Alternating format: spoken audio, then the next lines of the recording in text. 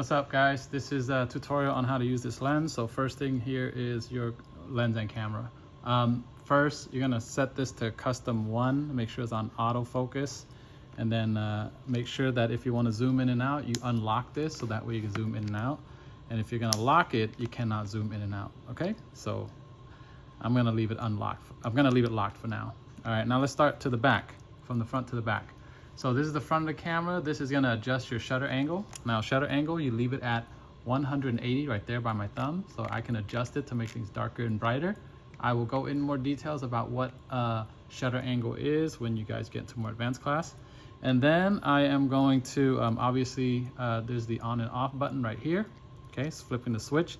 Make sure you're in video mode right there, okay? Not in photo mode, all right? Video mode. And then you have your white balance, which changes to AWB, which is auto white balance. But what you want to do is you want to use these instead.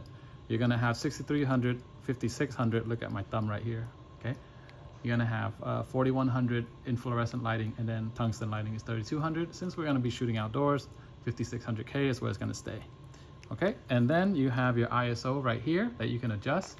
You can click on that and then adjust your ISO by doing this or by doing this, okay? But what I'm gonna do here is I've already adjusted the ISO to be this thumb wheel to change ISO, okay? All right, and I know I went to the back there. So this thumb is gonna control this dial right here, which is your aperture. So you're gonna see the aperture down here change, and things get darker because I'm closing down the aperture, or I open up the aperture to f2, okay? So that is your shutter speed, aperture, ISO, the most important things that you need to know. So the next thing is some more advanced features right here. If you push the right D-pad, this thing pops up. That's called a histogram, okay? And a histogram, not a histogram, sorry. That's called a vector, that's called a waveform, okay? This is telling you how bright things are. So if you see the up top right there, like that line up top, that means it's way too bright. And if it's way down here, it's way too dark. Click on that again to make it go away. If you click up, you're gonna have, oh, I forgot, you gotta switch this to auto, from continuous autofocus to full manual focus. So do not change the lens to manual focus, leave it on autofocus. You're gonna tell the camera, hey, I want you to make the lens manual focus. This is continuous, where it's continuously autofocusing, and it's a single point autofocus, which is, it just stays in one spot. Once you focus, it stays there. But continuous means if the face is moving back and forth, closer and farther away from the camera, you continually focus on the face. Manual focus is where I want you to be because we're manual everything. And then you have the D-pad up here. You see the little P on top right there? Okay. If I click and the P goes away, and the P comes back, P goes away, P comes back. Look at the top right there. Okay. That's telling me peaking is on or off. So for example, if I'm adjusting my focus right there, okay, and if I have peaking off, you will not see the red.